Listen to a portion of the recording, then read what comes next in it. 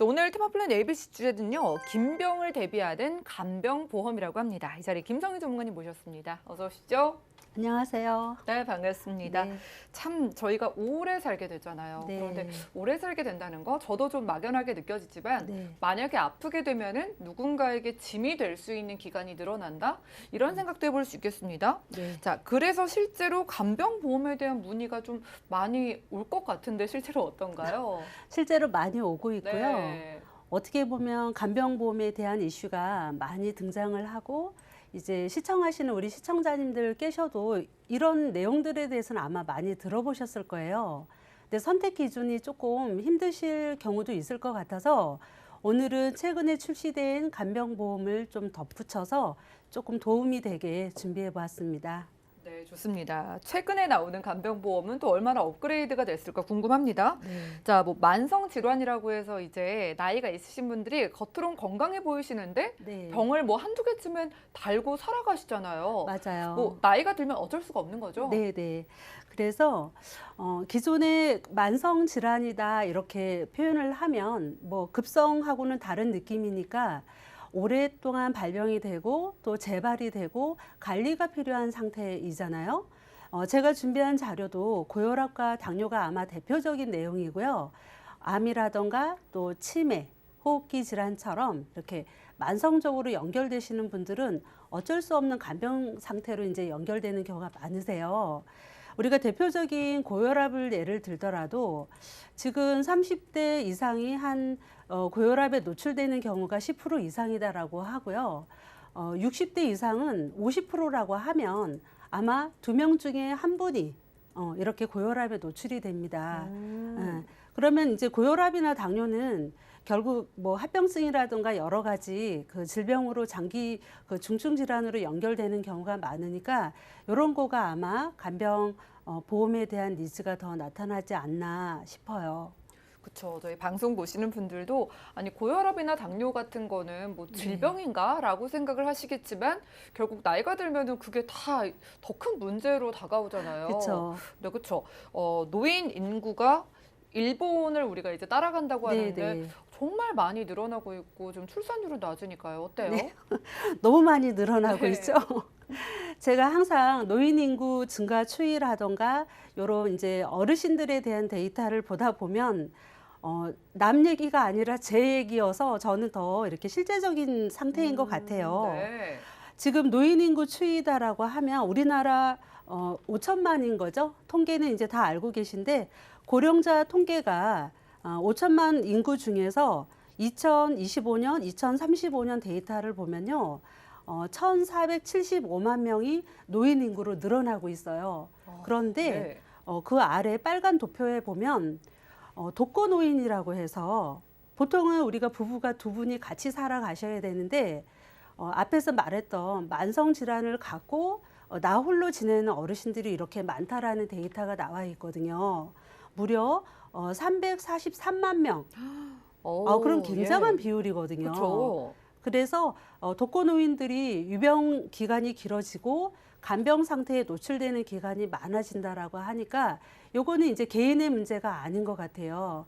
사회적으로도 문제가 많이 되고 있거든요. 젊은 분들이 결국 이제 연세가 있으신 분들을 네. 아무래도 돌봐드려야 되는 상황? 이게 맞아요. 이제 외면만 할 수 없는데 젊은 분들도 하고 싶어도 또 각자의 일이 있으니까 옆에서 현실적으로는 어렵죠. 그렇죠. 돕기가 어려울 것 같아요. 네네, 맞습니다. 이제 보통은 우리나라 노인 인구가 늘어나는 데이터는 우리 시청자분들도 너무 많이 알고 있어서 그럼 과거에는 어르신들을 어떻게 간병을 하고 또 케어를 했을까? 네. 자, 노인 한 명당 필요 인구라고 해서요. 50년 전으로 한번 돌아가 보겠습니다.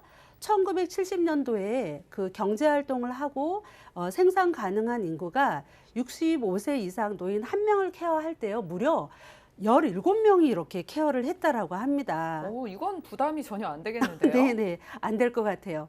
저도 1970년도 이때쯤 생각하면 한 가구당 가족 구성원인 거죠. 형제 자매가 많게는 뭐 7명, 8명 이런 시대를 살아 있었을 거예요. 지금 시청하시는 50대 5060 세대들은 아마도 가족들이 많고 이렇기 때문에 아, 요거 참 그렇다. 그런데 무려 50년이 훌쩍 뛰어서 2020년, 2030년 노인 인구가 급격하게 늘어나는 시대를 보면 2.8명이 한 분을 케어한다. 이건 굉장한 부담이겠죠. 상당하게 많이 바뀌었네요. 네네.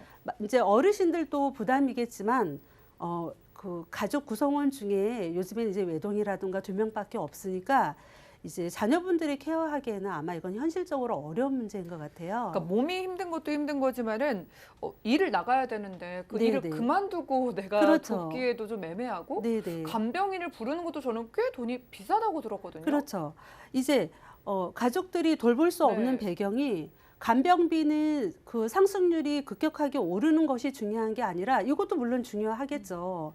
여기에서 우리가 꼭 점검을 해야 되는 게 일단은 사회적인 배경이 저출산이죠. 저출산에다가 인건비 상승은 우리가 뭐 그 최저 시급의 문제를 이야기를 할 때 간병인을 부르는 내용도 인력을 쓰는 내용이기 때문에 급격하게 이제 간병비가 오른다는 거예요.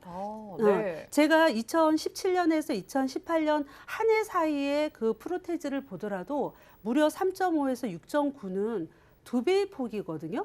그쵸? 한 해 이런 폭으로 오른다 그러면 우리가 이제 간병비 병원에서 간병인을 쓸 때 현재 최고 금액이 한 13만 원 정도 이렇게 예시를 하고 있거든요.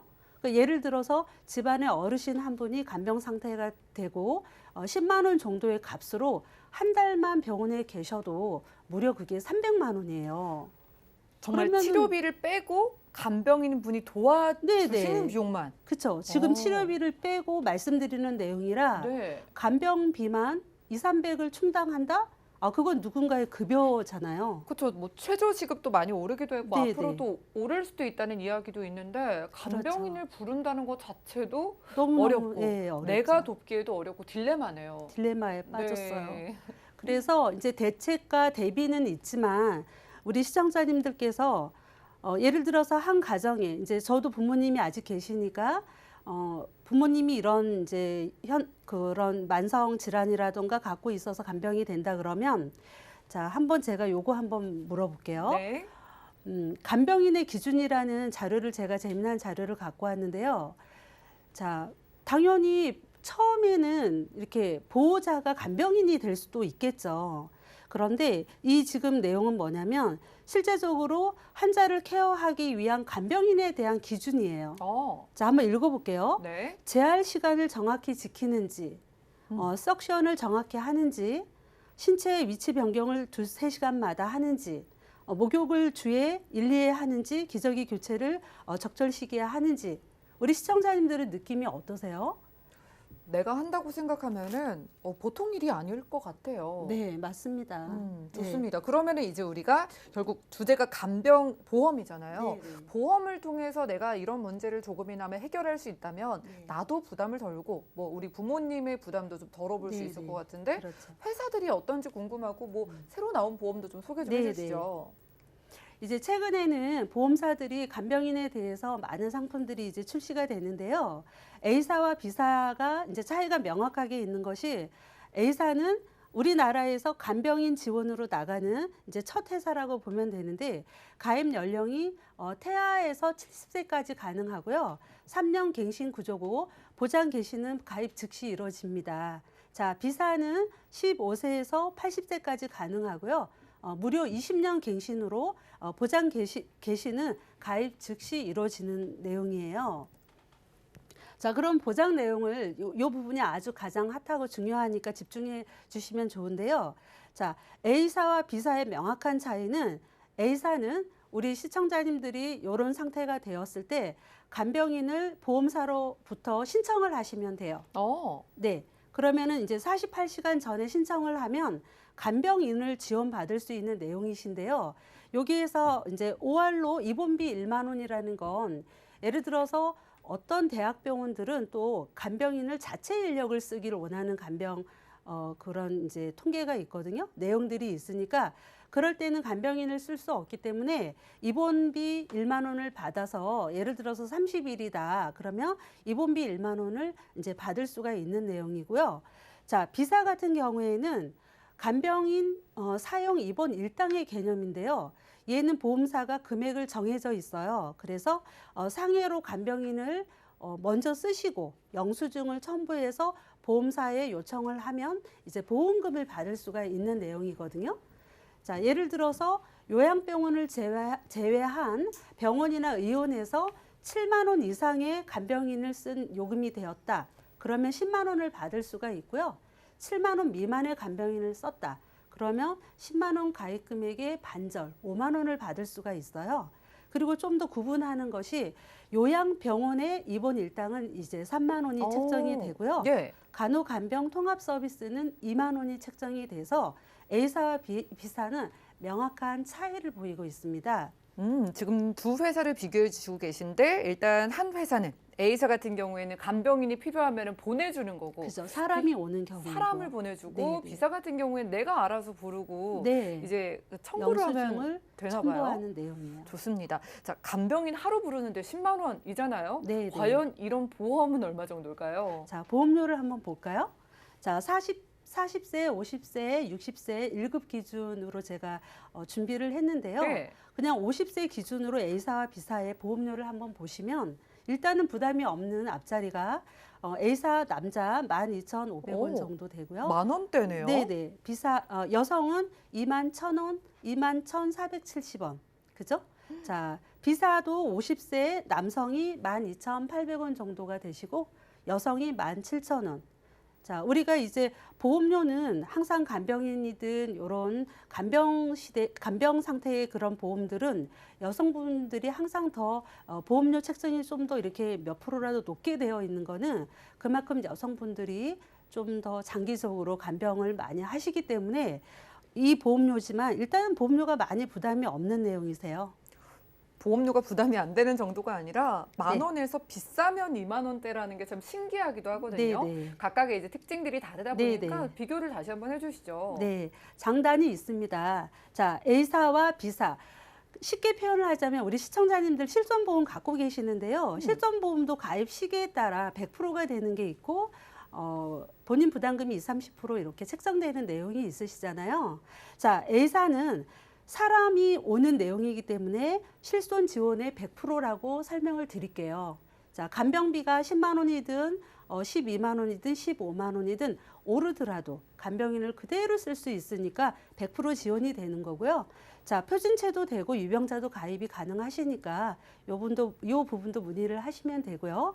이제 한 질병당 180일 한도로 적용이 되고 6개월 면책 기간이 있고 다시 한도가 살아나는, 단지 A사는 3년 갱신의 구조이기 때문에 어떻게 보면 아직까지 통계가 없어서 위험률에 대한 그런 통계가 없어서 보험료 인상에 대한 예측은 아직 할 수가 없어요.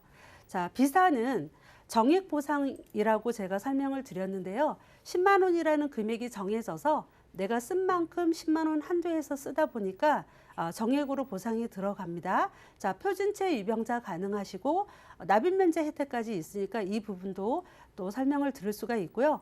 자, B사는 장점이 병원 의원도 180일 한도이지만 요양병원도 각각 180일 한도, 간호간병 통합도 180일 한도여서 자, 단지 단점이라 하면 물가 상승률, 간병비가 인상이 됐을 때 그것까지 반영이 되지 않는다라는 거는 약간 단점으로 볼 수가 있습니다.